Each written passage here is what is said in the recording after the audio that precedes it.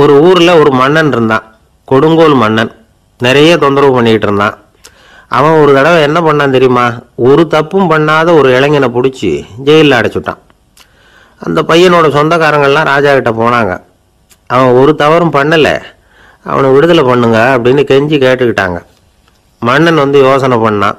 அந்த இளைஞனை கூப்பிட்டுக்கிட்டு வர சொன்னான். அவனை கொண்டாந்து ராஜா முன்னாடி நிறுத்தினாங்க. இதை பாருப்பா, உன்னை நான் விடுதலை பண்ணுவேன், ஆனால் ஒரு கண்டிஷன். அந்த நிபந்தனையை நீ நிறைவேற்றினா உனக்கு விடுதலை அப்படின்னா மன்னன். சரின்னு ஒத்துக்கிட்டான் பையன். மன்னன் கண்டிஷன் என்னங்கிறத சொன்னான். உங்ககிட்ட ஒரு செம்மறி ஆட்டை கொடுக்க போகிறேன். 1 மாதத்துக்கு அதுக்கு தேவையான தீனியையும் கொடுக்க போகிறேன். 1 மாதம் கழித்து அந்த ஆட்டை எடை போட்டு பார்ப்பேன். அந்த ஆட்டின் எடை கொஞ்சம் கூட கூடி இருக்கக்கூடாது. எடை கூடி இருந்தால் உனக்கு விடுதலை கிடையாது. என்ன சொல்கிற அப்படின்னா. பையனுக்கு ஒன்றும் புரியல, பயமாக போட்டுது. குழம்பிக்கிட்டே நின்றுக்கிட்டு இருக்கிறான். சரி, ஒரு நாள் டைம் தரேன், நல்லா யோசனை பண்ணி பார்த்துட்டு நாளைக்கு உன் முடிவை சொல்லு அப்படின்னா மன்னன். பையன் கவலையோடு வெளியில் வந்தான். அங்கே ஒரு பெரியவர் நின்றுக்கிட்டு இருந்தார். அவர்கிட்ட விஷயத்தை சொன்னான். அந்த பெரியவர் இந்த பையனுக்கு காதோட காதாக ஒரு வழியை சொல்லி கொடுத்தார். அதை கேட்டதும் பையன் மறுபடியும் மன்னன் முன்னாடி நின்னா. உங்கள் நிபந்தனையை ஏற்றுக்கிறேன்னு சொன்னான். மன்னன் ஒரு ஆட்டுக்குட்டியையும் அதுக்கு 1 மாதத்துக்கு தேவைப்படுற தீவனத்தையும் கொடுக்கும்படியாக உத்தரவு போட்டான். கொடுத்தாங்க. ஓடிட்டு போயிட்டான். 1 மாதம் தினமும் தவறாமல் அந்த தீவனத்தை ஆட்டுக்குட்டிக்கு போட்டுக்கிட்டு இருக்கிறான். 1 மாதம் கழித்து அந்த ஆட்டை அரண்மனைக்கு ஓட்டிகிட்டு போனான். மன்னன் அதை எடை போட்டு பார்க்குறான். எடை கூடவே இல்லை, அப்படியே தான் இருக்குது. உடனே போட்ட நிபந்தனைப்படி அந்த இளைஞனை விடுதலை பண்ணிவிட்டான். சரி, ஆட்டுக்கு எடை கூடாமல் இருக்கிறதுக்கு அந்த பெரியவர் சொல்லி கொடுத்த யோசனை என்ன அப்படின்னா, அது வேற ஒன்றும் இல்லை. அந்த ஆட்டுக்கு எதிரில் அது கண்ணில் படுற மாதிரி ஒரு ஓநாயை கட்டி போட சொன்னார். அவ்வளவுதான். ஆட்டுக்கு ஓநாய்ங்கிறது பிறவி பகை. ஓநாயை பார்த்தா ஆடு நடுங்க ஆரம்பிச்சிடும், அவ்வளவு பயம். தினமும் அந்த ஆடு பயந்துக்கிட்டே தீனி சாப்பிட்டுது, எடை கூடல. அதுதான் ரகசியம். இது சின்ன பிள்ளைங்களுக்கான ஒரு கதை. இதிலேருந்து தெரிஞ்சுக்க வேண்டிய உண்மை என்னன்னா, நாமெல்லாம் சாப்பிட்றப்ப மனசும் உடம்பும் அமைதியாக இருக்கணும். அப்போ தான் அது உடம்புல விட்டோம். அவசரத்துலேயும் பயத்துலையும் சாப்பிட்டா அது சரியாக ஜீரணமாகாது. லோகமானிய பாலகங்காதர திலகர் இருந்தார்ல, அவருக்கு 15 வயசுலேயே கல்யாணம் நடந்துதான். மனைவி பேர் தபீபாய். ரொம்ப பெரிய குடும்பத்து பொண்ணு, நல்ல குணம். அவங்க குடும்பம் நடத்திக்கிட்டு இருக்கிறாங்க. அந்த காலத்தில் திருடர்கள் பயம் அதிகம். இந்த காலத்தில் மட்டும் என்னன்னு கேட்குறீங்களா? நீங்கள் கேட்குறது நியாயம்தான். இருந்தாலும் இந்த காலத்து திருடனுக்கும் அந்த காலத்து திருடனுக்கும் ஒரு முக்கியமான வித்தியாசம் உண்டு. அதாவது அந்த காலத்து திருடன்லாம் நியாயம் அநியாயம் பார்க்குறது உண்டு, இந்த காலத்தில் அப்படி பார்க்குறது இல்லை. அந்த காலத்தில் திருட வர்றவங்கள்ட்ட கூட ஒரு தார்மீக உணர்வு உண்டாம். அதாவது அப்போ உள்ள கொள்ளைக்காரங்க எதை களவாடினாலும் சரி, அரிசியை மட்டும் களவாடுறது இல்லையா, அப்படி ஒரு கொள்கை. அதனால் பாருங்கள், அந்த காலத்து பெண்கள் நகை நட்டுகளை பத்திரமா வைக்கணும்னா பெட்டியில் வைக்கிறது இல்லை, அரிசி பானையில் போட்டு வச்சு விடுறது. இப்போல்லாம் பேங்க்கில் சேஃப்டி லாக்கர்னு இருக்குல்ல, அது மாதிரி அந்த காலத்தில் சேஃப்டி லாக்கருங்கிறது அரிசி பானை. இந்த வளையல், மூக்குத்தி, தோடு இப்படி எதுவாக இருந்தாலும் அதில் போட்டு பத்திரமா வச்சுருவாங்க. திருடன் அரிசி பானை பக்கம் போகிறதில்ல.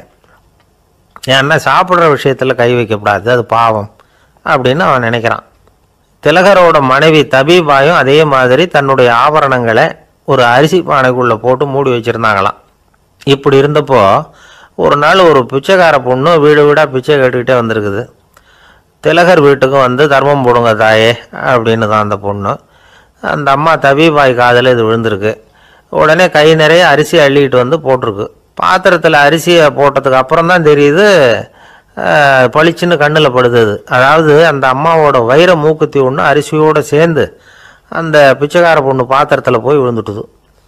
இந்த அம்மாவுக்கு மனசுக்குள்ளே குழப்பம், என்ன இப்படி ஆகிட்டுதே, மூக்குத்தி போயிட்டுதே, பிச்சை பாத்திரத்துலேருந்து அதை எப்படி எடுக்கிறது அப்படின்னு தயக்கம். வாயை திறந்து அதை கேட்கறதுக்கும் கூச்சம்.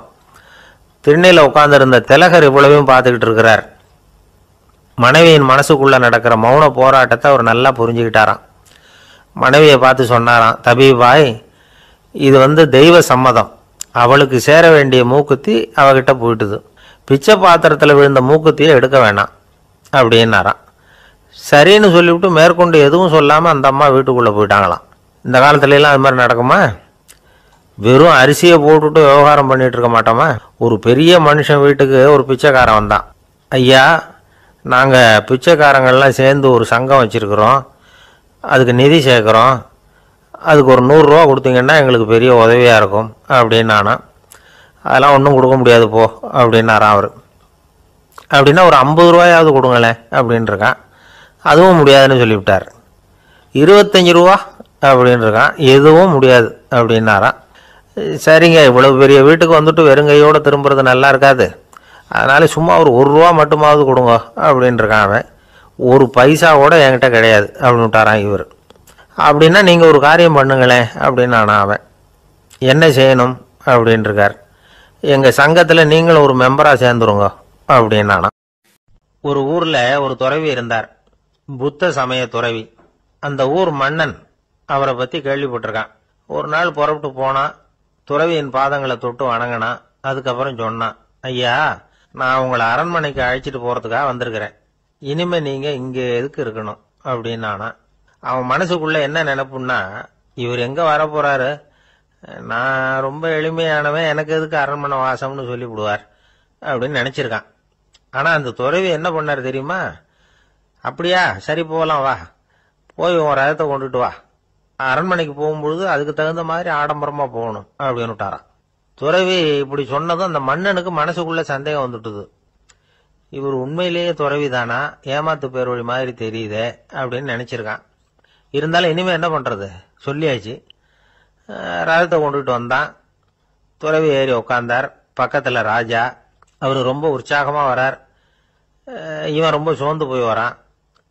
துறவி மரத்தடியிலேயே வாழ்ந்து பழக்கப்பட்டவர், அரண்மனையில எளிமையா ஒரு இடத்துல உட்காந்துக்குவார் அப்படின்னு நினைச்சான். ஆனா அப்படி இல்லை. அரண்மனைக்கு வந்த உடனே அந்த துறவி அதை கொண்டுட்டு வா, இதை கொண்டுட்டு வான்னு சொல்லி உத்தரவு போட ஆரம்பிச்சுட்டார். அரண்மனையில இருந்தா அரசனை மாதிரி இருக்கணும் அப்படிங்கிறார். ராத்திரி பூரா சௌரியமா தூங்கினார். பகல்ல அரண்மனை தோட்டத்துல உலாவ வேண்டியது, நீச்சல் குளத்துல குளிக்க வேண்டியது, இப்படியே பொழுது போக்கிட்டு இருக்கிறார். அந்த அரண்மனையில துறவி மகிழ்ச்சியா இருக்கிறார். மன்னனால அப்படி இருக்க முடியல. அவருக்கு எந்த கவலையும் இல்லை, இவனுக்கு அரசாங்க கவலைகள். துறவி அப்படி இருக்கிறத இவனால தாங்கிக்க முடியல. ஒரு நாள் அவர்கிட்டே போய், நான் உங்ககிட்ட கொஞ்சம் பேசணும் நானா. துறவி பார்த்தார். நான் இந்த அரண்மனைக்கு வரும்பொழுதே நீ என்னமோ என்கிட்ட கேட்கணும்னு நினைச்ச, ஏன் காலதாமதம், நீ அனாவசியமா உன்னையே தொந்தரவு பண்ணிட்டு இருக்கிற, நீ கவலையா இருக்கேங்கிறது எனக்கு புரியுது. நான் மரத்தடியில் இருந்தப்ப கூட என்னை அடிக்கடி சந்திச்சுக்கிட்டு இருப்ப, ஏதாவது விளக்கம் கேட்கறது உண்டு. இங்க வந்த பிறகு என்னை சந்திக்கிறது கூட அபூர்வமா போயிட்டுது. நீ இப்போ என்ன கேட்க போறேங்கிறது எனக்கு தெரியும், இருந்தாலும் கேள் அப்படின்னாராம். வேற ஒண்ணும் இல்லைங்க, இப்போ உங்களுக்கும் எனக்கு என்ன வித்தியாசம், 2 பேரும் அரண்மனையில தான் இருக்கிறோம். நீங்க மகிழ்ச்சியா இருக்கிறீங்க, நான் அப்படி இருக்க முடியல. இவ்வளவுக்கும் நீங்க முன்னாடி இருந்தது மாதிரி இல்ல. தினமும் தங்க தேர் கேட்கறீங்க, உயர்தரமான ஆடைகள் அணிகிறீங்க, சுவையான சாப்பாடு. இப்படி இருக்கிறப்போ உங்களுக்கும் எனக்கு என்ன வித்தியாசம்? இதுதான் மன்னனுடைய கேள்வி. இதுக்கு பதில் சொல்றேன், என் கூட புறப்பட்டு வா, இந்த நகரத்துக்கு வெளியில போவோம் அப்படின்னு சொல்லி அரசனை கூப்பிட்டுக்கிட்டு ஊர் எல்லைக்கு சேர்ந்தார் துறவி. அங்க போய் சொன்னார், இத பாருப்பா, இந்த இடத்த தான் தேடிட்டு இருந்தேன், இனிமே நான் திரும்பி வரப்போறதில்ல, நீ என்னோட வர்றியா திரும்பி போறியா அப்படின்னார். நான் எப்படிங்க உங்க கூட வர முடியும், என்னுடைய நாடு, என்னுடைய சொத்துக்கள், மனைவி மக்கள் எல்லாத்தையும் விட்டுட்டு எப்படிங்க வர்றதுன்னா. இப்ப அந்த துறவி சொன்னார், இப்ப வித்தியாசத்தை தெரிஞ்சுக்கிட்டியா, நான் அரண்மனையில இருந்தேன், எல்லா வித பொருள்களும் உடையவனா இருந்தேன், ஆனா எதையும் சொந்தம் கொண்டாடுறவனா இருக்கல. ஆனா நீ அப்படி இல்ல, எல்லாத்தையும் சொந்தம் கொண்டாடிட்டு இருக்கிற, இதுதான் நமக்குள்ள வித்தியாசம் அப்படின்னு சொன்னார். அரண்மனை ஆடைகளை அப்படியே கலைஞ்சார், அரசங்கிட்ட கொடுத்தார். உன்னுடைய ஆடைகளை நீயே வச்சுக்கோன்னார். அவர் பாட்டுக்கு நடந்து போனார், திரும்பியே பார்க்கல. அரசனுக்கு அப்பதான் தன்னுடைய அறியாமை விளங்குச்சான். இதுல இருந்து நாம புரிஞ்சுக்க வேண்டியது என்னன்னா, இந்த உலகத்துல எத்தனையோ பொருள்கள், அதையெல்லாம் முறையா பயன்படுத்தினா மகிழ்ச்சி, அதை விட்டுட்டு அதுக்கெல்லாம் சொந்தம் கொண்டாட ஆரம்பிச்சா கவலை. நம்ம ஆட்கள் சொந்தம் கொண்டாடுற விதமே தனி. ஒரு ஆளு இன்னொருத்தங்கிட்ட ஒரு கொடை கடன் வாங்கியிருந்தான், திருப்பி கொடுக்கல. கொடையை கொடுத்தவன் கேட்டான், என்கிட்ட கடன் வாங்கினிய கொடை, அதை கொஞ்சம் திருப்பி தர்றியான்னா. அது உனக்கு இப்போ அவசரமா தேவைப்படுதா அப்படின்னு கேட்டான் இவன். எனக்கு தேவைப்படல, அந்த கொடைய நான் யாருகிட்ட வாங்கியிருந்தேனோ அவனுக்கு இப்போ அது அவசரமா தேவைப்படுது அப்படின்னானா அந்த. மனு என்ன சொல்றார் தெரியுமா, ஒரு சாதகன் பாராட்டுதலை விஷம்னு நினைச்சு பயப்படணும், அவமானத்தை அமிர்தம்னு நினைச்சு சந்தோஷப்படணுங்கிறார். அவமானப்பட்டால் கவலைப்படாமல் எப்படி இருக்க முடியும் அப்படின்னு தான் நமக்கு தோணும். அதனால தான் நம்மளில் யாரும் இதுக்கு உதாரணமாக யாரையும் காட்ட முடியல. புத்தரையும் கபீரையும் உதாரணமாக காட்டுறாங்க. அவங்களுக்கெல்லாம் அவமானம் ஏற்பட்டப்போ கவலையே படலையாம். புத்தரை அவமானப்படுத்தணுங்கிறதுக்காக கௌசாம்பி ராணி ஒரு இளம் பெண்ணை கொலை பண்ணி சடலத்தை புத்தர் குடிசைக்கு முன்னாடி போட சொன்னார். போட்டாங்க. புத்தர் தான் அந்த பொண்ணை கெடுத்து கொலை பண்ணிவிட்டாருன்னு எல்லாரும் நினைச்சாங்க. ஆனால் புத்தர் இதை பற்றி கவலையே படலை. அப்புறமா உண்மை தெரிஞ்சதும் புத்தர் புகழ் இன்னும் அதிகமாயிட்டது. ஒரு பெரிய சபையில் ஒரு மோசமான பொண்ணு நுழைஞ்சி தனக்கும் கபீருக்கும் சம்பந்தம் உண்டுன்னு சொன்னா. கபீர் கவலைப்படலை. அவங்க மாதிரியெல்லாம் நாமளும் இருக்க கற்றுக்கணும். நிந்தனை, அபகீர்த்தி, அவமானம் எல்லாம் ஆண்டவன் கொடுக்கிற பிரசாதம்னு நினைக்கணும் அப்படின்னு சொல்றார் அந்த ஞானி. இதை கேட்ட இந்த காலத்து ஆசாமி ஒருத்தர், நான் கூட அப்படிதான் சார், யாராவது அவமானப்படுத்தினா கவலைப்பட மாட்டேன். நேற்று கூட ஒருத்தர் என்ன பலார்னு அரைஞ்சுட்டார், நான் கொஞ்சம் கூட கவலைப்படலை, பேசாமல் வந்துட்டேன்னார். ஏன் அப்படி வந்துட்டீங்க அப்படின்னு. அவர் அரைஞ்சதுலேயும் ஒரு அர்த்தம் இருந்தது, அதனால தான் அப்படி வந்துட்டேன்னார். ஏன் அரைஞ்சாருன்னு கேட்டேன். 10 வருஷத்துக்கு முன்னாடி 15 ரூபா அவர்கிட்ட கடன் வாங்கினேன், அதை கேட்டு கேட்டு பார்த்துட்டு கடைசியாக தான் அரைஞ்சார் அப்படின்னார். ஆண்டவனுடைய பிரசாதம் இவருக்கு அடிக்கடி கிடைக்கும் போல இருக்கு. ஒரு ஆள் இருந்தான், நிறைய பணம் சம்பாதிச்சான், ஆனால் செலவு பண்ண மனசு வரல, கருமி. அவன் என்ன பண்ணா, சேர்த்த பணம் பூராவையும் ஒரு மரத்தடியில் புதைச்சி வச்சிருந்தான். வாரத்துக்கு ஒரு தடவை அந்த மரத்தடிக்கு வருவான், புதைச்ச இடத்த ஆவலோடு பார்த்துக்கிட்டு இருப்பான், அதுக்கப்புறம் போயிடுவான். அவ்வளவுதான். ஒரு நாள் ஒரு திருடன் வந்தான், இவன் புதைச்சி வச்சிருந்ததெல்லாம் எடுத்துகிட்டு போட்டான். இது தெரிஞ்சு போச்சு. அந்த கருமி புலம்ப ஆரம்பிச்சிட்டான். இவன் புலம்பலை கேட்டதும் அக்கம் பக்கத்தில் இருந்தவங்கெல்லாம் ஓடி வந்தாங்க. என்ன விஷயம்னு விசாரிச்சாங்க. இவன் சொன்னான்.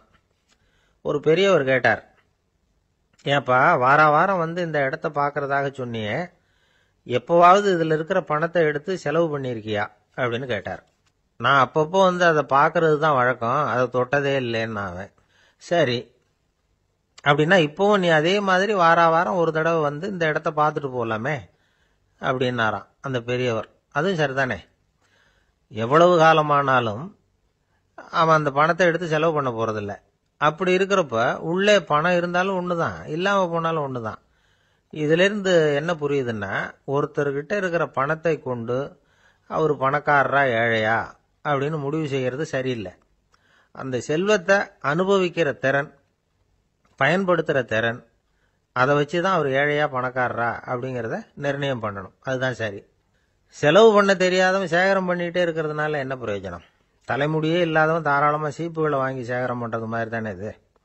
சில சமயம் செலவு பண்ண நாம் தயாராக இருந்தால் கூட அந்த செல்வம் நமக்கு பயன்படுறதில்ல. அரேபியாவில் ஒரு நகை வியாபாரி விலை உயர்ந்த முத்துக்களை எல்லாம் அவர் வச்சு வியாபாரம் பண்ணிட்டு இருந்தார்.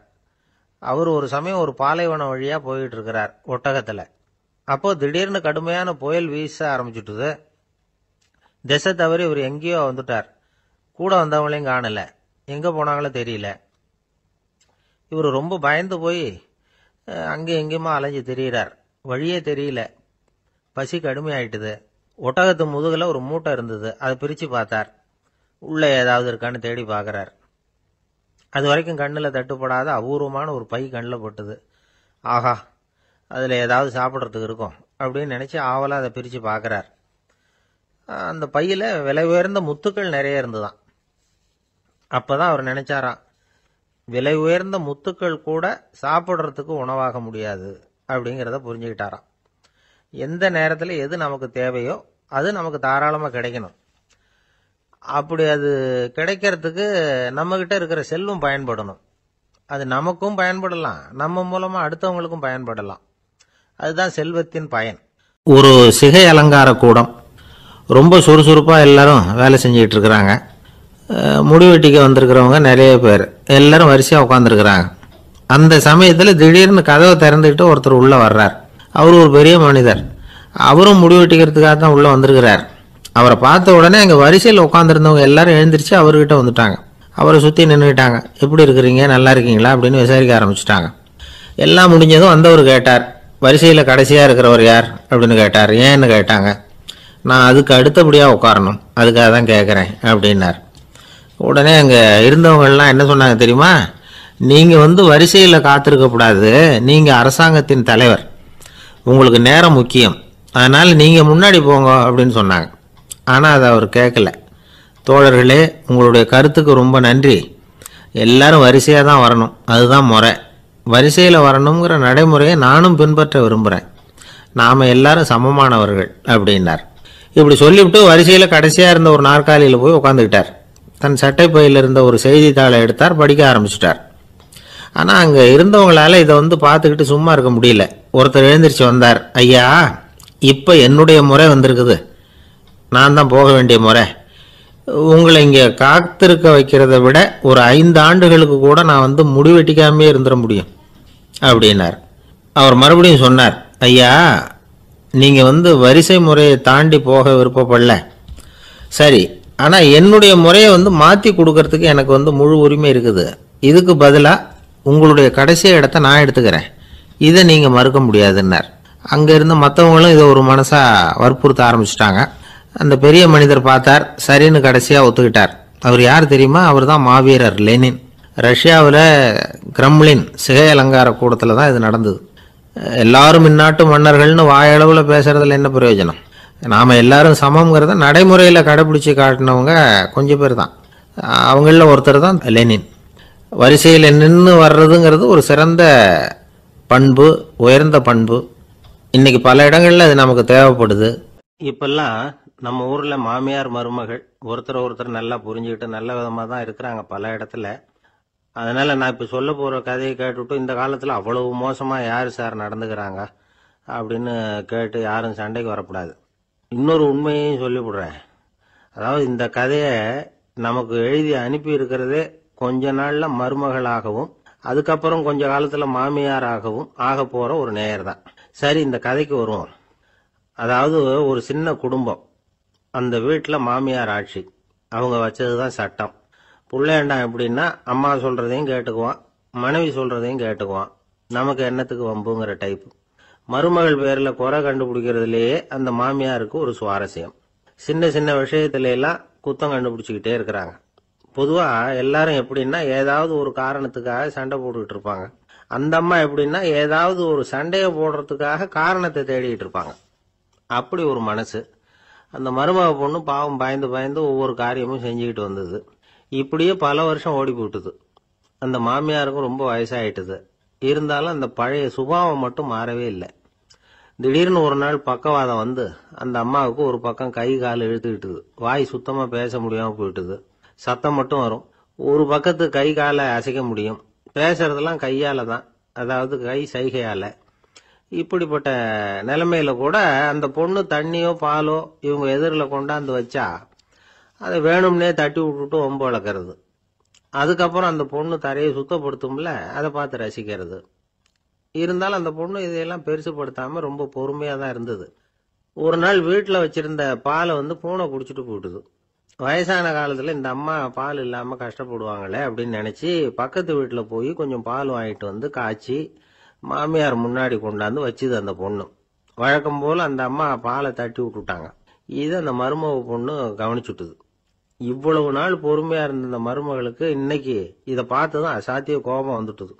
கதவுக்கு பக்கத்தில் சாத்தி வச்சிருந்த உலக்கையை எடுத்து மாமியார் தலையில் போட, அது குறி தவறி கழுத்தில் பட, அந்த அம்மா கழுத்தை பிடிச்சிக்கிட்டு ஊன்னு கத்த, இந்த பொண்ணு ஒன்றும் அலட்டிக்காம உலக்கையை எடுத்து மறுபடியும் கதவு பக்கம் சாத்தி வச்சுட்டு அது பாட்டுக்கு நடந்து போயிட்டுது. இருந்தாலும் மனசுக்குள்ள லேசா ஒரு பயம். கணவன் வீட்டுக்கு வந்ததும் என்ன விஷயம்னு கேட்டா எப்படி சமாளிக்கிறது? அன்னைக்குன்னு பார்த்து ரொம்ப நேரம் கழிச்சு வீடு வந்து சேர்ந்தான் கணவன். உடனே அந்த அம்மா புகார் பண்ண ஆரம்பிச்சுட்டுது.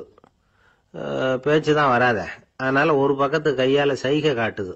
கதவுக்கு பக்கத்துல இருந்த உலக்க பக்கமா கையை நீட்டி காட்டி, அப்படியே அந்த கையை தன் கழுத்துக்கு பின்பக்கமா சுத்தி காட்டி நாக்க வெளியில நீட்டி நடந்த விஷயத்த புரிய வைக்கிறதுக்கு முயற்சி பண்ணுது.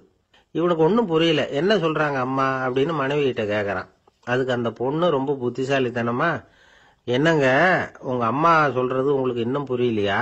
அவங்க உங்களை பார்த்து என்ன சொல்றாங்கன்னா, ஏண்டா உலக்க மாதிரி நிக்கிற, சாக போற எனக்கு சங்கிலி எதுக்கு, என் கழுத்துல கிடக்கிற இந்த சங்கிலியை கழட்டி என் மருமக கழுத்துல போடுறா அப்படின்னு சொல்றாங்க அப்படின்னு தான். ஓ அப்படியா விஷயம்னு சொல்லி அம்மா கழுத்துல இருந்த சங்கிலியை எடுத்து மனைவி கழுத்துல போட்டுட்டு, அம்மா உன் விருப்பப்படியே போட்டாச்சு, இனிமேலாவது நிம்மதியா படுத்து தூங்கு அப்படின்னு சொல்லிவிட்டு உள்ள போயிட்டான். பாத்தீங்களா கதைய? அதனாலதான் மாமியார்கள் சைகை காட்டுறதுன்னா கூட இனிமே ஜாக்கிரதையா இருக்கணும். அந்த ஆளுக்கு பேச தெரியாது, அவர்கிட்ட கொஞ்சம் எச்சரிக்கையா நடந்துக்கோ அப்படின்னு சொல்றது உண்டு. அப்படின்னா என்ன அர்த்தம்? அவர் இன்னமும் குழந்தையாவே இருக்கிறாரு, இன்னும் பேச்சு வரலன்னு அர்த்தம்? அப்படி இல்லை, அவருக்கு நாகரிகமா பேச தெரியலன்னு அர்த்தம். பேசுறதுங்கிறது மனுஷனால மட்டுமே முடியக்கூடிய ஒரு காரியம். அப்படி இருந்தும் அதோட பெருமையை அவன் இன்னமும் சரியா புரிஞ்சுக்கலன்னு தான் சொல்லணும். அதனாலதான் அவன் அளவுக்கு அதிகமா வார்த்தைகளை கொட்டி போடுறான். அதுக்கப்புறம் அதையெல்லாம் திருப்பி அள்ள முடியாம கிடந்து கஷ்டப்படுறான். கொட்டுன வார்த்தையை அள்ள முடியுமா? நம்ம ஆளுங்க அங்க போய் என்ன சொல்லுவாங்கன்னா, இத பாரு அங்க போவாத இங்க போவாதன்னு பயமுறுத்துறது உண்டு. சில பேர் அங்க பேய் இருக்குது, பிசாசு இருக்கு அப்படின்னு பொருளைய கிளப்பி விடுறது உண்டு. இருட்டு நேரம் காட்டு வழியா ஒருத்தன் போயிட்டு இருக்கிறான். அங்க பேய் பிசாசு நடமாட்டம் இருக்கிறதாக வதந்தி. இவன் பயந்துகிட்டே வேகமா போறான். காடு முடிஞ்சு மெயின் ரோட்டுக்கு சேர்ந்தான். அப்பாடா, ஒரு பஸ் நின்றுட்டு இருக்கு தனியா. இருட்டுல லேசா தெரிஞ்சது. ஓடி போய் ஏறி உள்ள உட்காந்துக்கிட்டான். பயந்துகிட்டே போனவன் அப்புறம் தான் தெரியுது உள்ள யாருமே இல்ல, டிரைவரும் இல்ல, கண்டக்டரும் இல்ல, வேற யாரும் இல்ல. இவனுக்கு பேய் பயம் அதிகமா போட்டுது. ஏன்னா நடு ராத்திரி. இந்த நேரம் பார்த்து அந்த பஸ் தானே நகர ஆரம்பிச்சுதான். இவனுக்கு இன்னும் பயம் அதிகமா போட்டுது. ஏன்னா டிரைவர் சீட்டு காலியா இருக்கு, பஸ் நகருது. இவன் உடம்பு பூரா நடுங்க ஆரம்பிச்சுட்டுது. வீல்னு கத்தலாமான்னு பார்த்தான். அந்த நேரம் பார்த்து அவன் தோல்ல ஒரு கை விழுந்துதான். திடுக்கிட்டு திரும்பி பார்த்திருக்கிறான். அங்க டிரைவர் நிக்கிறார். அவரு சொன்னாராம், ஏன்பா ஏற்கனவே பஸ் பிரேக் டவுன், நாங்கெல்லாம் பின்னாடி இறங்கி நின்று தள்ளிட்டு இருக்கிறோம், நீ மட்டும் ஜாலியா ஏறி உக்காந்துக்கிட்டியா, இறங்கி தள்ளப்பா அப்படின்னாராம். ஒரு அரசனும் அமைச்சரும் ஒரு நாள் ரொம்ப சாவகாசமா பேசிட்டு இருந்தாங்களாம். அரசன் அமைச்சரை பார்த்து ஒரு கேள்வி கேட்டிருக்கார். ஏங்க அமைச்சரே, ஆசை இல்லாத ஒரு மனுஷனால இருக்க முடியுமா அப்படின்னு. ஏன் முடியாது, துறவி அப்படிங்கிறவங்கெல்லாம் அப்படிப்பட்டவங்க தானே அப்படின்னாராம் அமைச்சர். அவங்கெல்லாம் உண்மையிலேயே ஆசையை விட்டவங்க தானா அப்படின்னு கேட்டாராம் ராஜா. அப்படிதான் இருக்கணும் அப்படின்னாராம் அமைச்சர். அப்படின்னா ஆசையே இல்லாத ஒரு உண்மையான துறவியை நான் பார்க்கணுமேன்னார். அது என்ன பிரமாதம், அதுக்கு நான் ஏற்பாடு பண்றேன் அப்படின்னு விட்டார் இவர். சொல்லிவிட்டு உடனே புறப்பட்டு போனார். அங்கங்க தேடினார். அப்புறம் தான் அவருக்கு புரிஞ்சுது உண்மை துறவியை கண்டுபிடிக்கிறது எவ்வளவு கஷ்டமான காரியம்னு. இருந்தாலும் ராஜா கிட்ட சொல்லியாச்சே உண்மை துறவியை காட்டுறேன்னு. இப்ப என்ன பண்றது? ராஜா கிட்ட சொன்னபடி நடக்கலைன்னா அவருக்கு கோபம் வந்துடும். அமைச்சர் ஒரு யோசனை பண்ணார். அவருக்கு ஒரு வழி தெரிஞ்சுது. அதுதான் சரின்னு முடிவு பண்ணார். அதாவது அந்த ஊர்ல அவருக்கு தெரிஞ்ச நாடக நடிகர் ஒருத்தர் இருக்கிறார், நல்லா நடிப்பார். அவரை போய் பார்த்தார். இதை பாருப்பா, எனக்காக நீ ஒரு காரியம் செய்யணும்னார். என்னன்னு கேட்டார் அவரு. நீ ஒரு துறவி மாதிரி கொஞ்ச நேரத்துக்கு நடிக்கணும். ராஜா உன்னை பார்த்துட்டு போற வரைக்கும் நடி, அது போதும். அதுக்காக உனக்கு 10,000 ரூபா தரேன் அப்படின்னார். அவர் எந்த காலத்துல இவ்வளவு பணத்தை மொத்தமா பார்த்திருக்கார். அதனால உடனே சரின்னு ஒத்துக்கிட்டார். அமைச்சர் அரண்மனைக்கு திரும்பி வந்தார். என்ன அமைச்சரே, இன்னுமா ஒரு உண்மையான துறவி கிடைக்கலன்னார். உண்மையான துறவி ஒருத்தரை இப்பதான் கொஞ்ச நேரத்துக்கு முன்னாடி பார்த்து பேசிவிட்டு வர்றேன். அவர் நம்ம ஊருக்கு வெளியில குளத்தங்கரையில உள்ள ஒரு ஆலமரத்துக்கு அடியில் உட்கார்ந்துருக்கிறார் அப்படின்னார் இவர். அப்படின்னா உடனே புறப்படுங்க அப்படின்னார் ராஜா. பரிவாரங்களோட புறப்பட்டார். அங்க அந்த மரத்தடியில அந்த ஆளு வேஷம் போட்டுக்கிட்டு துறவி மாதிரி உட்காந்துருக்கிறான். ராஜா நேரா போனார். அந்த துறவி காலில் பொத்துன்னு விழுந்து வணங்கினார். உடனே ராணி அவர் காலில் விழுந்தாங்க. அடுத்தபடியா அமைச்சர் விழுந்தார். அவருக்கு தெரியும் இது நம்ம ஆளு தான்னு. இருந்தாலும் என்ன பண்றது, நேரம். அப்புறம் பரிவாரங்கள்லாம் துறவி காலில் விழுந்து ஆசீர்வாதம் வாங்கிட்டாங்க. ராஜா அப்புறமா தங்கத்தட்டுல பொன்னையும் பொருளையும் வச்சு அந்த துறவி கிட்ட ரொம்ப பணிவா நீட்டுறார். தாங்கள் தயவு பண்ணி இதை ஏத்துக்கணும் அப்படின்னு வேண்டிக்கிட்டார். அந்த துறவி பற்றில்லாம அதை பார்த்தார். எல்லாத்தையும் திறந்துட்ட எனக்கு இதெல்லாம் எதுக்காக அப்படின்னு சொல்லி அதை மறுத்துட்டாராம்.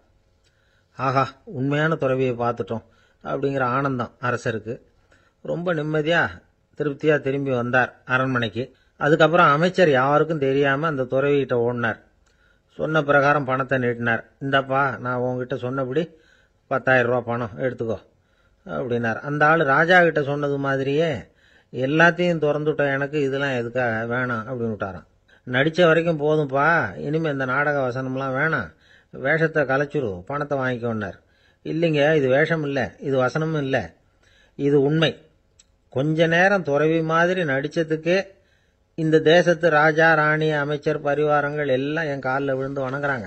அப்படின்னா உண்மையான துறவியா இருக்கிறது எவ்வளவு பெருமையான விஷயம். நான் உண்மையான துறவியா ஆக போறேன், அப்படி முடிவும் பண்ணிட்டேன் அப்படின்னார் அந்த நடிகர். வேஷம் கூட எப்படிப்பட்ட விளைவுகளை உண்டு பண்ணுது பார்த்தீங்களா. நம்மால் ஒருத்தன் ரொம்ப வசதியாக தான் இருந்தான். ஒரு நாள் அவன் சொத்து பூரா திருட்டு போட்டுது. அதுக்கப்புறம் இவன் துறவி மாதிரி ஆயிட்டான். ஊர் ஊரா சுத்தினான். ஒரு குருநாதரை தேடி கண்டுபிடிச்சான். அவர்கிட்ட சீடனா சேர்ந்துக்கிட்டான். அவனை பார்த்து ஒருத்தர் கேட்டார், நீ உண்மையான சீடன் தானான்னு. இல்லைங்க, சீடன் மாதிரி நடிச்சுக்கிட்டு இருக்கிறேன் அப்படின்னா. அது குரு துரோகம் இல்லையா அப்படின்னு கேட்டார் அவர். இல்லைங்க, நான் பண்ணது குரு துரோகம் இல்லை, என் குரு பண்ணது தான் துரோகம். என்னுடைய பணத்தை கொள்ளையடிச்சது இவர் தான். அதை எங்கே வச்சிருக்காருன்னு கண்டுபிடிக்கிறதுக்காக தான் இவர்கிட்ட வந்து சீடனா சேர்ந்துருக்கிறேன் அப்படின்னா. ஒரு ஊரில் ஒருத்தர் இருந்தான். ஒரு நாள் காலையில் எழுந்திரிச்சான். ஒரு 10 ரூபாய் எடுத்து சட்டை பையில் வச்சுக்கிட்டான். கடை தெருவுக்கு புறப்பட்டான். காய்கறி வாங்குறதுக்காக அவன் போகிறான். காய்கறி சந்தைக்கு போய் சேர்ந்தான். கத்திரிக்காய் 4 கிலோ கொடுங்கன்னா கொடுத்தாங்க. காசு கொடுக்கறதுக்காக சட்டை பையில் கையை விட்டான். பணத்தை காணும். 10 ரூபாய் சட்டை பையில் வச்சுக்கிட்டு தான் வந்தான். அது இப்போ அங்கே இல்லை. வழியில் எங்கேயும் அது விழுந்துட்டு போட்டுருக்கு. அல்லது யாராவது திருடர்கள் தெரியாமல் அதை எடுத்துக்கிட்டு போட்டாங்களா என்னன்னு தெரியல. எப்படியோ 10 ரூபாய் அவன் இழந்துட்டான். கையில் காசு இல்லை. அதனால கத்திரிக்காயை திருப்பி கொடுத்துட்டு கவலையோட வீட்டுக்கு திரும்பி வந்தான். அதையே நினைச்சுக்கிட்டு இருந்தான். அவனுக்கு துக்கம் அதிகமாக போச்சு. அழ ஆரம்பிச்சுட்டான். காய்கறிகள் வாங்கிட்டு வந்து ஆனந்தமா சமைச்சு சாப்பிடலாம்னு நினைச்சோம். அது முடியாம போச்சேங்கிற கவலை அவனுக்கு. அதனால அதை மறக்கவே முடியல. இது நடந்து கொஞ்ச நாள் ஆச்சு. அதே மனுஷன் இன்னொரு நாள் அதே மாதிரி புறப்பட்டான். பணத்தை எடுத்து பையில வச்சுக்கிட்டான். காய்கறி சந்தையை நோக்கி போய்கிட்டு இருக்கிறான். இப்போ வழியில ஒரு ஏழை பையனை பார்த்தான். தம்பி எங்க போற அப்படின்னு கேட்டான். ஐயா, பள்ளிக்கூடத்துக்கு போயிட்டு இருக்கிறேன் அவன். சரி, அதுக்கே எவ்வளவு கவலையோட போயிட்டு இருக்கிற அப்படின்னு விசாரிச்சான் அவன். ஐயா, நான் ரொம்ப ஏழை, வீட்டில் வசதி இல்லை, பரீட்சைக்கு பணம் கட்டணும், இன்னைக்கு கடைசி நாள், என்ன செய்யறதுன்னு தெரியலன்னா. இவன் பார்த்தான். தாங்கிட்ட இருக்கிற பணத்தை எடுத்து அந்த பையன்கிட்ட கொடுத்தான். இதை வச்சுக்கோ, உடனே பணத்தை கட்டு, நல்லா படி, பரீட்சை எழுது அப்படின்னு சொல்லிவிட்டு திரும்பி வந்துட்டான். வெறுங்கையோடு திரும்பி வந்தும் வீட்டில் கேட்குறாங்க, எங்கே காய்கறின்னு வழக்கம் போல கேட்டாங்க. இவன் நடந்ததை சொன்னான். இப்போ வீட்டில் இருந்தவங்க அவங்ககிட்ட ஒரு கேள்வி கேட்டாங்க. ஏங்க, இதே மாதிரி முன்னாடி ஒரு தடவை காய்கறி வாங்க போய் வெறுங்கையோடு திரும்பி வந்தீங்க, இப்பவும் வெறுங்கையோட தான் திரும்பி வந்திருக்கிறீங்க. ஆனா முன்னாடி வந்தப்போ வருத்தமா இருந்தீங்க, இப்போ உங்க முகத்துல வருத்தம் தெரியலையே அப்படின்னு கேட்டிருக்கிறான். அதாவது வீட்டில் இருக்கிறவங்க கேட்டாங்களாம். இப்போ அந்த மனுஷன் யோசிக்க ஆரம்பிச்சானாம், இந்த 2 நிகழ்வுகளுக்கு என்ன வித்தியாசம். போன தடவை அவன் பணத்தை இழந்தான், இந்த தடவை அவன் பணத்தை இழந்திருக்கிறான். போன தடவை யாரோ திருடிட்டு போயிட்டாங்க, இந்த தடவை அவனாவே ஒரு பையன் பேர்ல இறக்கப்பட்டு எடுத்து கொடுத்துருக்கிறான். அன்னைக்கு பணம் போயிட்டுதேன்னு வருத்தமா இருந்தது, இன்னைக்கு பணம் போனாலும் மனசுக்கு மகிழ்ச்சியா இருக்கு, நிறைவா இருக்கு. கொஞ்சம் யோசிச்சு பாருங்க. பணத்தை இழந்தது மகிழ்ச்சிக்கோ வருத்தத்துக்கோ காரணமா இருக்க முடியாது. அப்படின்னா வேற எது காரணம்? அன்றைக்கு பணத்தை இழந்துட்டேன்னு அழுதான், இன்றைக்கு பணத்தை இழந்தாலும் மகிழ்ச்சியா இருக்கிறான். ஆகவே மகிழ்ச்சிக்கும் துக்கத்துக்கும் இழப்பு காரணம் அல்ல, இழப்பு பற்றிய நம்முடைய அறிவு தான் காரணம் அப்படிங்கிறது பெரியவர்களுடைய கருத்து. எந்த பொருளும் நமக்கு கவலையை உண்டு பண்றதில்ல, அந்த பொருள் பேர்ல நாம வைக்கிற பற்று தான் கவலையை உண்டு பண்ணுது. பொருள்கள் நம்ம விட்டுட்டு போயிட்டா நாம அழுதுகிட்டு இருக்கிறோம், நாமே அதுகளை விட்டுட்டு வந்துட்டா மகிழ்ச்சியா இருக்கிறோம். இந்த உண்மையை புரிஞ்சுக்கிட்டு நம்முடைய வாழ்க்கையை நல்ல விதமா அமைச்சுக்கணும். ஒரு ஆள் அழுதுகிட்டு இருந்தான். ஏண்டா அழுகுறேன்னு கேட்கிறார் ஒருத்தர். இழக்கிறதுக்கு எதுவும் இல்லை, அதனால அழறேன்னா. என்னடா சொல்றேன்னார். கிட்ட வாங்க சொல்றேன்னா. இந்த மணி பர்ஸை வேற ஒருத்தன் பாக்கெட்ல இருந்து திருடனே, அப்புறம் தான் புரிஞ்சுது அவங்கிட்ட இழக்கிறதுக்கு எதுவும் இல்லைங்கிறது. ஆமாங்க, இது காலி பர்ஸ், அதனால இப்ப அழுதுகிட்டு இருக்கிறேன், திருடியும் பிரயோஜனம் இல்லை அப்படின்னு சொல்லிவிட்டு அழுதானா. ஒரு மேலதிகாரி தன்கிட்ட வேலை பார்க்குற ஒருத்தரை பத்தி ரொம்ப பெருமையா சொன்னாராம். எங்க ஆபீஸ்ல எவ்வளவோ பேர் வேலை பார்க்கறாங்க, எல்லாரும் தினமும் ஏதாவது பிரச்சனைகளை சொல்லிட்டு இருப்பாங்க. ஆனா இவர் ஒருத்தர் மட்டும்தான் இது வரைக்கும் என்கிட்ட எந்த பிரச்சனையும் சொன்னதே இல்லை. அவர் பாட்டுக்கு வருவார், வேலை பார்ப்பார், போயிடுவார் அப்படின்னாராம். நான் உடனே அவ்வளவு பெருமைக்குரிய அந்த ஊழியரை பார்த்து கேட்டேன், ஏன்பா உன்னுடைய மேலதிகாரிகிட்ட நீ எந்த பிரச்சனையும் கொண்டுகிட்டு போறதே இல்லையாமே அப்படின்னு கேட்டேன். அதுக்கு அவர் சொல்றாரு, ஆமாங்க, அது ஏன்னா அவரால் எந்த பிரச்சனையுமே தீர்க்க முடியாதுங்கிறது எனக்கு நல்லா தெரியும், அதனால அப்படி செய்யறேன், வேற ஒண்ணும் இல்லை அப்படின்னார் ரொம்ப பொறுமையா. இன்னொரு ராஜா இருந்தார். அவர் ஆண்டவனுக்கு படைக்கிறதுக்காக ஒரு தார் நல்ல செவ்வாழைப்பழமா எடுத்துக்கிட்டு போகணும்னு நினைச்சார். அதனால முத நாளே அதை வாங்கிட்டு வர சொன்னார் வேலைக்காரங்கிட்ட. வேலைக்காரன் போனா கடத்தெருவில் ஒரு தார் பழம் வாங்கினா. வர்ற வழியில அவன் குடிசை, அப்படியே எட்டி பார்த்துட்டு போவோமேன்னு நினச்சான். போனான். அங்கே இவனோட குழந்தை பாவம் பசியால் கத்திக்கிட்டு இருக்கு. இவன் பார்த்தான், இவ்வளவு பெரிய தாரில் ஒரு 2 பழம் எடுத்தா தெரியவா போகுது அப்படின்னு நினச்சி ஒரு 2 பழத்தை பிச்சு அந்த குழந்தைகிட்ட கொடுத்தான். அது அதை வாங்கி வயிறார சாப்பிட்டுது. பசி அடங்குச்சு, விளையாட போயிட்டுது. இவன் அதுக்கப்புறம் வாழைப்பழத்தை எடுத்துக்கிட்டு அரண்மனைக்கு வந்தான். 2 பழம் பிச்சிருக்கிறது ராஜாவுக்கு தெரிஞ்சு போச்சு. இவன் உண்மையை சொல்லிவிட்டான். உடனே ராஜா, கடவுளுக்கு படைக்க வேண்டிய பொருளை குழந்தை வந்து எச்சில் பண்ண விட்டுருக்கியே அப்படின்னு சொல்லி அவனை கட்டி வச்சு சாட்டையால் அடித்தார் பாவம். மறுநாள் பழத்தை கோயிலுக்கு எடுத்துகிட்டு போனார். கடவுள் முன்னாடி வச்சார். கடவுள் கண்ணை திறந்து பார்த்தார், பழம்லாம் அழுகி இருக்குது. என்ன இது அழுகி போன பழம் அப்படின்னார். ராஜா முழிச்சார். நல்லா தானே இருந்தது அப்படின்னு நினச்சார்.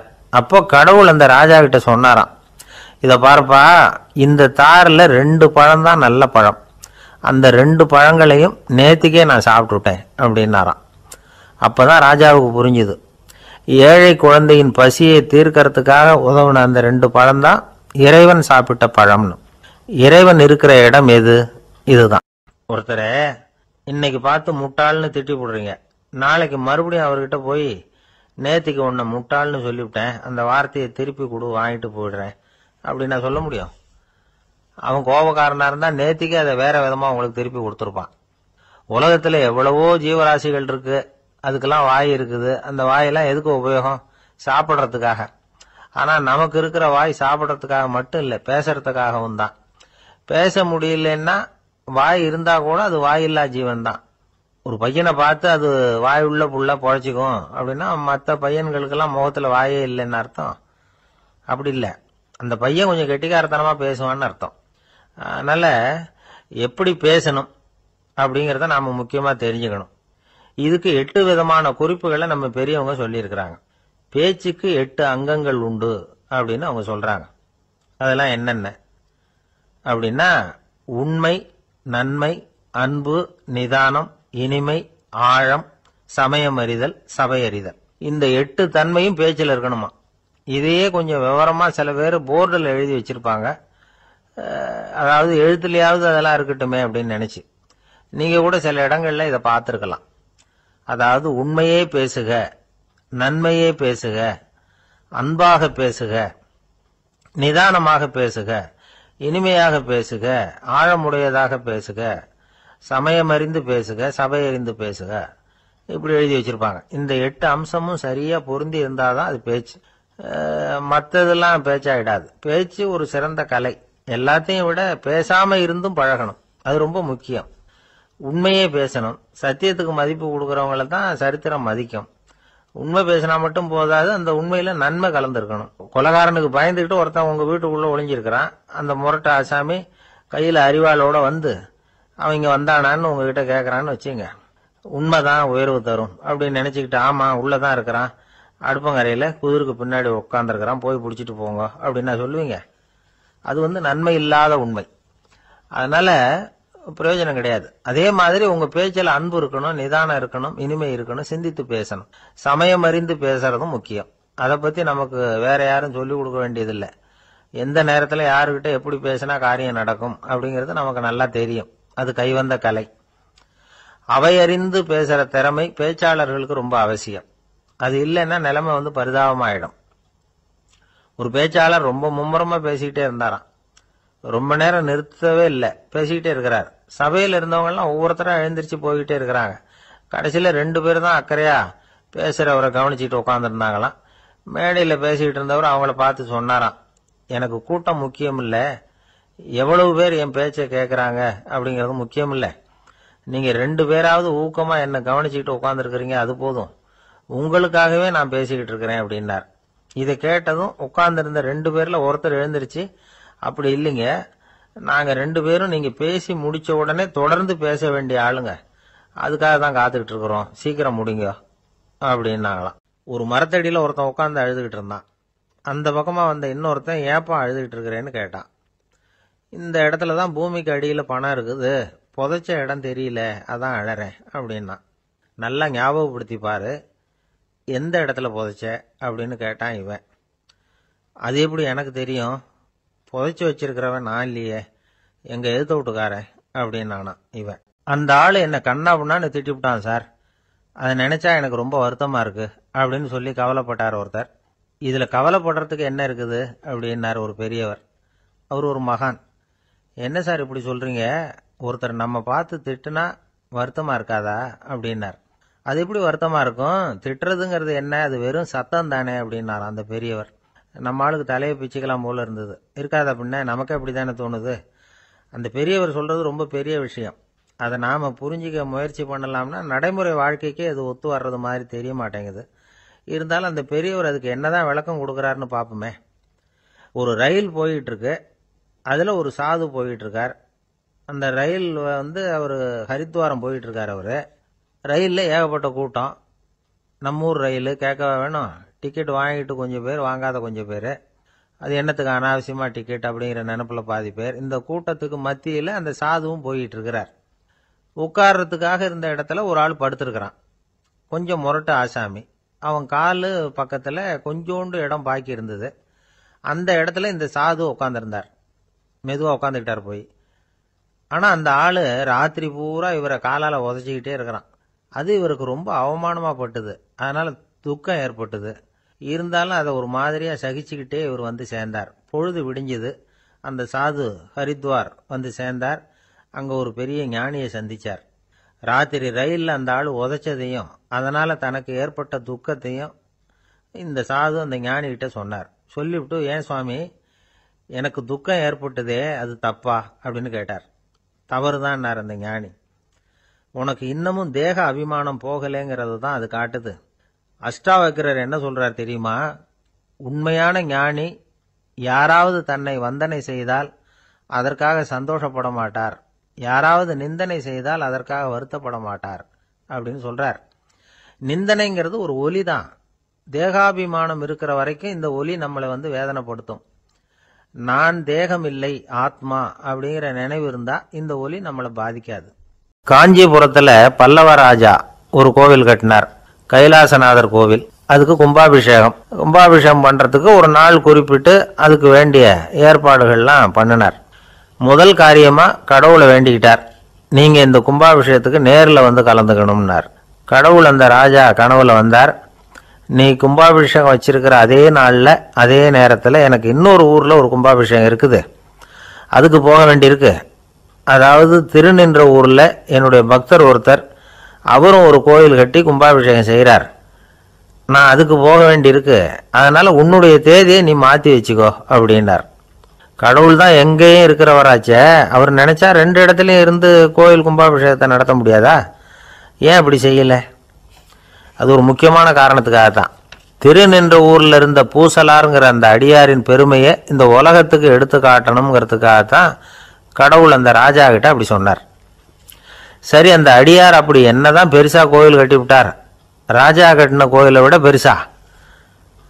அவர் கட்டினது கருங்கல்லாலேயோ மண்ணாலேயோ மரத்தாலேயோ இல்லை. அவர் கட்டின கோயில் வேற மாதிரி. அது மனசால கட்டின கோயில், மனசுக்குள்ள இருக்கிற கோவில், மனக்கோவில். அந்த அடியார் தன்னோட மனசுக்குள்ள மாசக்கணக்கா ஒவ்வொரு கல்லா சேர்த்து கட்டின கோவில். இந்த விஷயம் ராஜாவுக்கு தெரியாது. அவர் என்ன நினைச்சுட்டாரு, அது நாம கட்டின கற்கோயிலை விட ரொம்ப பெருசா இருக்கும் போல இருக்கு அப்படின்னு நினைச்சுட்டாரு. சரி, அப்பேற்பட்ட அந்த கோயிலை தரிசனம் பண்ணிவிட்டு வருவோம் அப்படின்னு நினைச்சு ராஜா திருநின்ற ஊருக்கு போறார். அங்க போய் பார்த்தா கோயிலையும் காணும், ஒன்னையும் காணும். கடைசியில பூசலார் கட்டின மனக்கோவில் தான் அதுங்கிறத அவர் புரிஞ்சுக்கிறார். உடனே அந்த அடியாரின் காலில் விழுந்து வணங்குறார். அவரோ, இது மனசால முயன்ற கோவில், இதுக்கு இத்தனை பெருமையா அப்படின்னு ஆச்சரியப்படுறார். இதுல ஆச்சரியப்படுறதுக்கு ஒன்றும் இல்லை. ஆண்டவன் விரும்புறது அகபக்தியையே தவிர புற தோற்றங்களே அல்ல. இதை நாம புரிஞ்சுக்கிட்டோம்னா நமக்குள்ள எந்த வேறுபாடுகளும் வர்றதுக்கு வழியே இல்லை. கணவன் மனைவி அன்பா இருக்கணும், ஒருத்தர் ஒருத்தர் நல்லா புரிஞ்சுக்கணும், விட்டு கொடுக்குற மனப்பான்மை வேணும். அதுதான் ஒரு நல்ல குடும்பம். இன்னைக்கு பல குடும்பங்களில் அர்த்தமில்லாத சண்டைகள் தான் அதிகம். கிராமப்புறங்களில் வேடிக்கையாக ஒரு கதை சொல்லுவாங்க. ஒரு ஊரில் ஒரு ஆள் இருந்தான், வேலை வெட்டி இல்லாமல் சும்மாவே இருந்தான். அவனுக்கு கல்யாணம் பண்ணி வச்சாங்களாம். மனைவி சேர்ந்தா, சும்மாவே உட்காந்துருக்கிறியே, ஏதாவது சம்பாதிக்கிற வழியை பாரு அப்படின்ட்டு இருக்கா. அதுக்கு தான் யோசனை பண்ணிட்டு இருக்கிறேன், ஒரு அருமையான ஐடியா அப்படின்னு. நானா, என்ன அது சொல்லு அப்படின்ட்டு இருக்கா. அவன் ஒரு ஆட்டுக்குட்டி வாங்க போறேன்னு இருக்கான். அதை வாங்கி என்ன பண்ண போறேன்னா, அந்த குட்டி வளரும், பெருசாகும், அதுக்கப்புறம் அது நிறைய குட்டி போடும் அப்படின்ட்டுருக்கான். சரி, அப்புறம் என்ன, அதையெல்லாம் சந்தையில் கொண்டுட்டு போய் விற்றுவிட்டு அந்த காசுக்கு ஒரு எருவு மாடு வாங்கலாம். சரி, அது எதுக்கு? எருவு மாடு நிறைய பால் கொடுக்கும், அதை கொண்டுட்டு போய் பால் பண்ணையில் கொடுப்பேன், அல்லது நானே விற்றுருவேன், கை நிறைய காசு கிடைக்கும். அதுக்கப்புறம் ஒரு பசுமாடு வாங்குவேன், பாலையும் விற்கலாம், நாமளும் காய் போட்டு சாப்பிட்லாம், இப்படிலாம் சொல்லியிருக்கான். அப்போ அந்த பொண்ணு சொல்லிச்சான், அடுத்த தெருவில் இருக்கிற எங்கள் அம்மா வீட்டுக்கும் கொஞ்சம் பால் கொடுத்து அனுப்பலாம் அப்படின்ட்டுருக்கா அந்த பொண்ணு. இந்த இடத்துல கணவனுக்கு கோவம் வந்துட்டுது. அது எப்படி உங்கள் அம்மா வீட்டுக்கு எதுக்கு கொடுக்கணும், அதெல்லாம் முடியாதுன்றிருக்கான். இந்த இடத்துல சண்டை ஆரம்பமாயிட்டுது. கொஞ்ச நேரத்தில் 2 பேரும் சத்தம் போட ஆரம்பிச்சிட்டாங்க. கடுமையான சண்டை நடக்கிறத பக்கத்து வீட்டுக்காரன் காதில் வாங்கினான். அவன் ஓடியாந்தான். அவனுக்கு தெரியும், வாங்காத மாட்டுக்காக இப்படி சண்டை போட்டுக்கிட்டு இருக்கிறாங்கங்கிறது அவனுக்கு புரியும். அவன் ஓடி வந்து சொன்னான், ஏண்டா உன்னோட பசுமாட்டை ஒழுங்காக கட்டி போடக்கூடாதான்ருக்கான். என்னடா சொல்கிறேன்னா, இவன் உன் மாடு என் தோட்டத்தில் வந்து மேய்ஞ்சுட்டுது, பயிரெலாம் நாசமாயிட்டுது, 10,000 ரூபா அளவுக்கு சேதம், அதை வாங்கிட்டு போகிறதுக்கு தான் வந்தேன், குடுறா 10,000 நானான். இவன் அரண்டு போயிட்டான். அப்புறம் சொன்னான், டேய் நான் இன்னும் மாடே வாங்கலையே, அதுக்குள்ளே அது வந்து எப்படிடா உன் தோட்டத்தில் மேயும், என்னடா உளர்றேன்ருக்கான். நீ தாண்டா இப்போ உளறிக்கிட்டு இருக்க, மாடே வாங்கலை, அதுக்குள்ளே எப்படிடா வந்து உன்னுடைய மனைவி அவங்க அம்மா வீட்டுக்கு பால் கொடுத்து அனுப்ப முடியும் அப்படின்னு அவன் கேட்டானா. நம்ம ஆள் இப்போ தான் புத்தி வந்துதான். அர்த்தமே இல்லாத சண்டை போட்டுக்கிட்டு இருக்கிறோம் அப்படிங்கிறத அவன் புரிஞ்சுக்கிட்டானான். இது நம்ம முன்னோர்கள் சொல்லியிருக்கிற ஒரு கதை. சண்டையில் தான் அர்த்தம் இல்லையே தவிர கதையில் அர்த்தம் உண்டு. அதாவது இல்லாத விஷயங்களுக்காக சண்டை போட்டுக்கிட்டு இல்லறத்தை வீணாக்கிக்கிட்டு இருக்கிற மனிதர்கள் இன்றைக்கு நிறைய பேர் இருக்கிறாங்க. ஒருத்தன் தன்னுடைய மனைவியை பற்றி மாமனார்கிட்ட புகார் சொன்னானா, மாமா உங்கள் பொண்ணு அர்த்தமில்லாத சண்டை போடுறா, எதுக்கு எடுத்தாலும் எடுத்தெறிஞ்சு பேசுகிறா அப்படின்ட்டுருக்கான். நீ எப்படி மாப்பிள்ளை அதை சமாளிக்கிற அப்படின்னு கேட்டிருக்காரு அவர். அவள் எடுத்தெறியறது என் மேலே படாமல் ஒதுங்கி நின்றுக்கிறேன் அப்படின்னு நானா. ஆஃபீஸில் வேலை பார்க்குற ஒருத்தர் வந்தார். பேசாமல் ஒரு 10 நாள் லீவ் போட்டுடலாமா பார்க்குறேன் அப்படின்னார். ஏன்னு கேட்டோம். என்னுடைய மேலதிகாரி ஒரு முசுடு சார், அவர்கிட்ட வேலை பார்க்கறது ரொம்ப கஷ்டமாக இருக்குது அப்படின்னார். ஆஃபீஸில் வேலை பார்க்குறவங்கெல்லாம் ஒரு விஷயத்தை நல்லா ஞாபகத்தில் வச்சுக்கணும். மேலதிகாரிங்கிறவர் ஒரு பெரிய மகான் இல்லை, அவரும் ஒரு மானிட பிறவிதான். சராசரி மனுஷனுக்கு உள்ள பலம் பலவீனம் ரெண்டும் அவருக்கும் உண்டு. அதனால அவரை கொஞ்சம் அனுசரித்து போகிறதுக்கு பழகிறது தான் நல்லது. மேலதிகாரிகளில் பல வகை உண்டு. அதில் முக்கியமாக 3 வகை. அதில் ஒரு வகை எப்படி தெரியுமா, உங்களை வந்து ஒரு வேலை செய்கிற மெஷினாக மட்டுமே நினைக்கக்கூடிய வகை. இவங்கெல்லாம் எப்படின்னா, எங்கேயாவது வெளியூர் போயிருந்தா கூட அங்கேருந்து ஃபோன் பண்ணுவாங்க, அந்த வேலை என்னாச்சு இந்த வேலை என்னாச்சு அப்படின்னு. இவங்களுக்கெல்லாம் உங்கள் நலனை பற்றியோ உங்கள் குடும்பத்தை பற்றியோ அக்கறை இருக்காது. நீங்கள் சொல்கிற யோசனை எதுவும் இவங்ககிட்ட எடுபடாது. கொடுத்த வேலையை பாரு, நீ எனக்கு புத்தி சொல்ல வேணாம் அப்படிம்பாங்க. இவங்களை அனுசரித்து போகிறதுக்கு ஒரே வழி, இவங்க எதை சொன்னாலும் சரின்னு சொல்லிவிட்டு வேலையை கவனிக்க வேண்டியது தான். இவங்க கிட்ட வேற எந்த கேள்வியும் கேட்டுக்கிட்டு இருக்கக்கூடாது. ஆமா சாமி போடுறது கௌரவ குறைச்சல் இல்லை, அது ஒரு அலுவலக சௌகரியம், அவ்வளவுதான். இன்னொரு வகையான மேலதிகாரிகள் எப்படி தெரியுமா, இவங்கெல்லாம் ஆபீஸ் வேலையை பத்தி அதிகமா கவலைப்பட்டுக்கிட்டு இருக்க மாட்டாங்க. தங்களுடைய சொந்த இமேஜ் பாதிக்கப்படக்கூடாதுங்கிறதுலயே கவனமா இருப்பாங்க. இவங்கெல்லாம் அடிக்கடி உங்க நலனை விசாரிப்பாங்க. அதே மாதிரி நீங்களும் அவரை விசாரிக்கணும்னு எதிர்பார்ப்பாங்க. இந்த ரக அதிகாரிகளுக்கெல்லாம் புது வருட வாழ்த்து அனுப்பலாம், பிறந்த நாள் வாழ்த்து அனுப்பலாம். அவருக்கு எங்கேயாவது ஒரு பாராட்டு விழா நடந்தா முதல் வரிசையில போய் உட்காந்து உங்க முகத்தை காட்டலாம். ஆபீஸ் வேலையை மட்டுமே பார்க்கிற பணியாளர்கள் இது மாதிரி அதிகாரிகள் கிட்ட நல்ல பேர் வாங்க முடியாது. இன்னொரு வகையான மேலதிகாரிகள் உண்டு. அவங்க எப்படின்னா, ஆபீஸ் வேலையை பத்தியும் கவலைப்பட மாட்டாங்க, தனக்கு கீழே வேலை பார்க்கறவங்கள பத்தியும் கவலைப்பட மாட்டாங்க. எக்காரணம் கொண்டும் தன்னுடைய பொசிஷனுக்கு ஆபத்து வந்துடக்கூடாதுன்னு நினைக்கக்கூடியவங்க இவங்க. இவங்களால கடுமையான வேலை செய்யவும் முடியாது, தீர்மானிக்கவும் முடியாது. எந்த முடிவையும் எடுக்காம அப்படியே தள்ளி போட்டுக்கிட்டே போடுவாங்க எல்லாத்தையும். இதனால என்ன ஆகும்னா, இவருக்கு கீழே வேலை பார்க்குற உங்களுக்கு பொறுப்பு அதிகமாயிடும். இவங்க கிட்ட போய் பிரச்சனையை மட்டும் சொல்லி பிரயோஜனம் இல்லை, அதுக்கான முடிவுகளை நீங்களே சொல்லணும். அப்பதான் இது மாதிரி அதிகாரிகள் கிட்ட நல்ல பேர் வாங்கலாம். அட்லீஸ்ட் கெட்ட பேர் வாங்காமலாவது காலம் தள்ளலாம். ஆபீஸில் வேலை பார்க்குறவங்க முக்கியமா சில விஷயங்களை ஞாபகத்தில் வச்சுக்கணும். ஆபீஸில் நடக்கிற நல்லது கெட்டது எதுவாக இருந்தாலும் உடனடியாக மேலதிகாரி கிட்ட தெரிவிக்கிறது நல்லது. 3வது மனிதர் மூலமா அதை அவர் தெரிஞ்சுக்கிறது அவ்வளவு நல்லதில்லை. எந்த மேல் அதிகாரியுமே தான் இந்த சர்பாஸ் செய்யப்படுறத விரும்புறதில்லை. அதனால அவருக்கு தெரியாம மேலிடத்துக்கு மணி எழுதி போடக்கூடாது. அப்படி எழுதி போடுறவங்க சில பேர் இருக்கிறாங்க. நீங்களும் உங்க மேலதிகாரியும் தொழில் ரீதியா ஒரே படிப்பு படிச்சவரா இருக்கலாம். அப்படி இருந்ததுன்னா அட்ஜஸ்ட் பண்ணி போறது கொஞ்சம் கஷ்டம்தான். இதை மனசுல வச்சுக்கிட்டு நடந்துக்கணும். உங்களுக்கும் அவருக்கும் அபிப்பிராய பேதமா, அது அவருக்கும் உங்களுக்கும் உள்ள தனிப்பட்ட பிரச்சனை. அதை விளம்பரப்படுத்திட்டு இருக்கக்கூடாது. அது அவருடைய கோபத்தை கிளறும். உங்க மேலதிகாரி உங்க கூட படிச்சவரா இருக்கலாம். அதுக்காக அவர் எல்லாருக்கும் முன்னாடி அடைய கிச்சாமி எப்படிடா இருக்க அப்படின்லாம் கேட்டுக்கிட்டு இருக்கக்கூடாது. பொதுவா யாரும் அதை விரும்புறதில்ல. இவ்வளவையும் உங்க மனசுல வச்சுக்கிட்டு கொஞ்சம் சாமர்த்தியமா நடந்துகிட்டீங்கன்னா ஆபீஸ் உங்களுக்கு அவஸ்தையா இருக்காது, ஆனந்தமா இருக்கும். ஒரு ரேஷன் கடை வாசல், கடை திறக்கிறதுக்கு முன்னாடியே எல்லாரும் வரிசையில் நின்றுட்டாங்க. கடைசியாக வந்த ஒருத்தர் கியூவில் முன்னாடி போகிறதுக்கு முயற்சி பண்ணுறார். ஏற்கனவே நின்றுட்டு இருக்கிறவங்க அவரை முன்னாடி போகிறதுக்கு விட மாட்டேங்கிறாங்க. கடைசியாக போய் நில்லையா அப்படின்னு எல்லாரும் கத்துறாங்க. அது அவர் காதில் வாங்கலை. முண்டி அடிச்சுக்கிட்டு முன்னாடி போகிறதுக்கே முயற்சி பண்ணிகிட்டு இருக்கிறார். எல்லாரும் சேர்ந்து அவரை வலுக்கட்டாயமாக இழுத்து கொண்டாந்து பின்னாடி கொண்டு போய் நிறுத்திவிட்டாங்க. நிறுத்திவிட்டு சொன்னாங்க, இதை பாருப்பா, நாங்கள் இருக்கிற வரைக்கும் நீங்கள் முன்னாடி போய் எதையும் வாங்க முடியாது, தெரிஞ்சுக்கோ அப்படின்னாங்க. இப்போ அந்த ஆள் சொன்னாராம், நான் இங்கே பின்னாடி நிற்கிற வரைக்கும் நீங்களும் எதுவும் வாங்க முடியாது அப்படின்னாராம். ஏன்னு கேட்டிருக்கிறாங்க. நான் தான் அந்த கடையை திறக்க வேண்டிய ஆள் அப்படின்னா. இன்னொரு ராஜா இருந்தார். அவரும் ஒரு இளைஞனை ஜெயிலில் அடைச்சி விட்டார். விடுதலை பண்ணணும்னா ஒரு கண்டிஷன்னார். என்னன்னு கேட்டான். ஒரு ஆட்டுக்குட்டியை அவன் முன்னாடி கொண்டாந்து நிறுத்துவேன், நீ அதுக்கிட்ட ஒரு கேள்வி கேட்கணும், அதுக்கு சரியான பதிலை சொல்லணும், அப்படி செஞ்சுட்டா உனக்கு விடுதலைன்னார். இளைஞன் யோசனை பண்ணி பார்த்தான், சரின்னு ஒத்துக்கிட்டான். அது பிரகாரமே ஆட்டுக்குட்டியை பதில் சொல்ல வச்சுட்டான். என்ன நடந்தது தெரியுமா? ஆட்டுக்குட்டியை கொண்டாந்து நிறுத்தினாங்க. இவன் மெதுவாக அதுகிட்ட போனான். அது காதுகிட்ட போய் ஏப்ரலுக்கு அடுத்த மாதம் என்ன மாதம்னு கேட்டான். அது உடனே மேன்னு கத்திச்சு. இவன் விடுதலை ஆயிட்டான்.